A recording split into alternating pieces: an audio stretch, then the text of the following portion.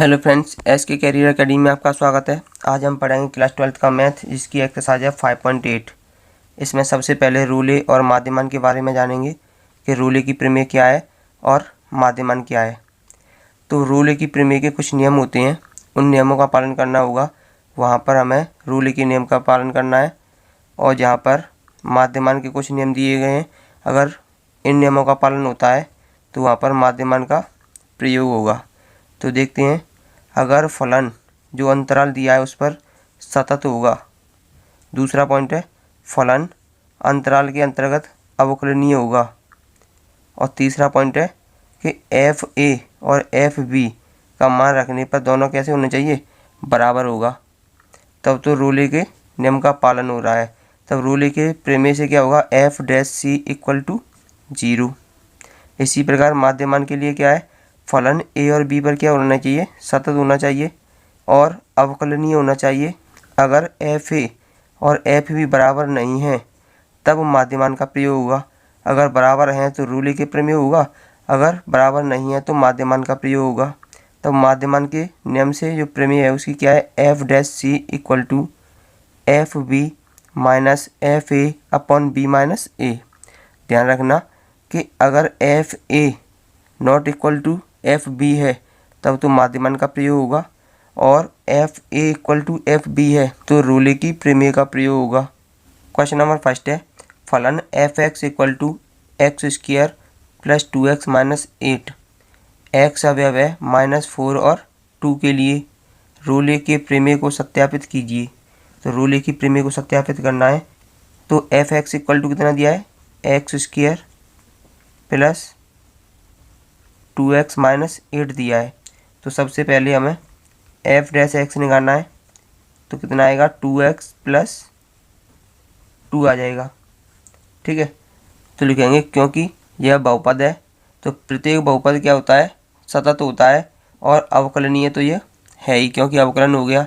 लिखेंगे फलन कोष्ठक -4 2 पर सतत है क्योंकि यह एक बहुपद है और प्रत्येक बहुपद सतत होता है, तथा -4 और 2 पर अवकलनीय है क्योंकि इसका अवकलन हो चुका है।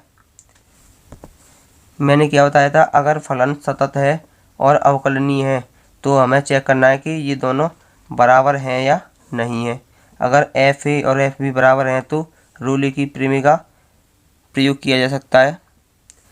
यानी कि ए क्या है हमारी -4 और बी क्या है 2, तो एफ -4 का प्रयोग करेंगे तो x की जगह पर क्या रखेंगे, -4 रखेंगे, इक्वल टू -4 का वर्ग प्लस 2 इंटू -4 माइनस 8, तो कितना आ जाएगा 16 प्लस से ये माइनस हो जाएगा 8 माइनस 8 कितना हो जाएगा 0। ठीक है, और 2 रख के देखते हैं, F2 इक्वल टू 2 रखेंगे तो क्या होगा 2 का वर्ग प्लस 2 इंटू एक्स की जगह पर 2 माइनस 8। ठीक है, तो कितना होगा F2 इक्वल टू 2 का वर्ग कितना होगा 4 प्लस 2 2 या 4 माइनस 8, तो कितना आ जाएगा 4 और 4 8 माइनस 8, तो इसका कितना आ गया 0 और इसका भी कितना था 0।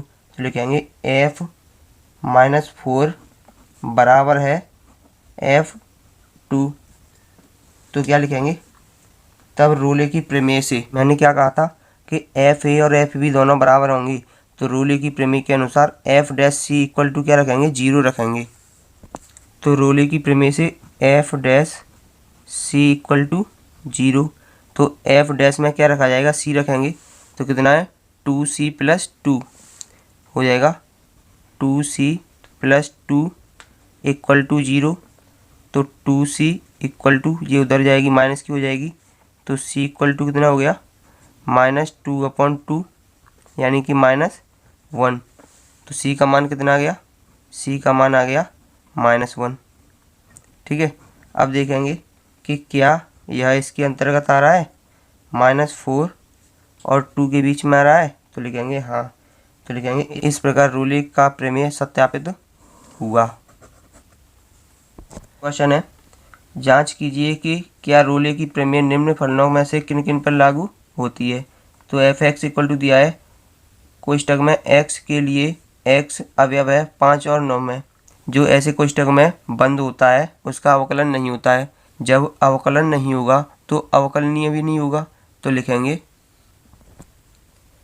लिखेंगे चूंकि फलन सतत एवं अवकलनीय नहीं है, अतः फलन में रोले के प्रमेय को लागू नहीं किया जा सकता है। इसी प्रकार इसका दूसरा भाग भी दिया हुआ है, ये भी इसी कोष्टक में बंद है, यानी यह भी महत्तम पूर्णांक है।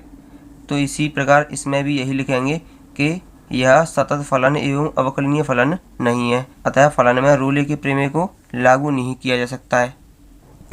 तो लिखेंगे फलन सतत एवं अवकलनीय नहीं है, अतः फलन में रोले के नियम को लागू नहीं किया जा सकता है। इसका नेक्स्ट भाग है f x equal to x square minus 1 के लिए एक्स अवयव है 1 और 2 के लिए।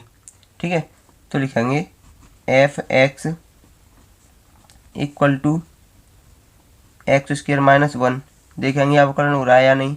तो एफ डैश एक्स निकालेंगे तो क्या होगा 2x माइनस 1, तो 1 का क्या हो जाएगा 0, यानी 2x हो जाएगा।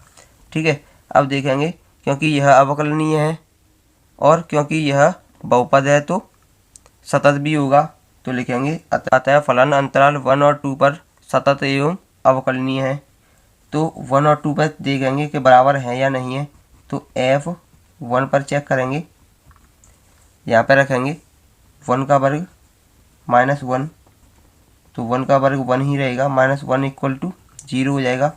अब 2 पर चेक करके देखते हैं f 2, तो 2 का वर्ग माइनस 1 यानी कितना हो जाएगा 4 माइनस 1 इक्वल टू 3।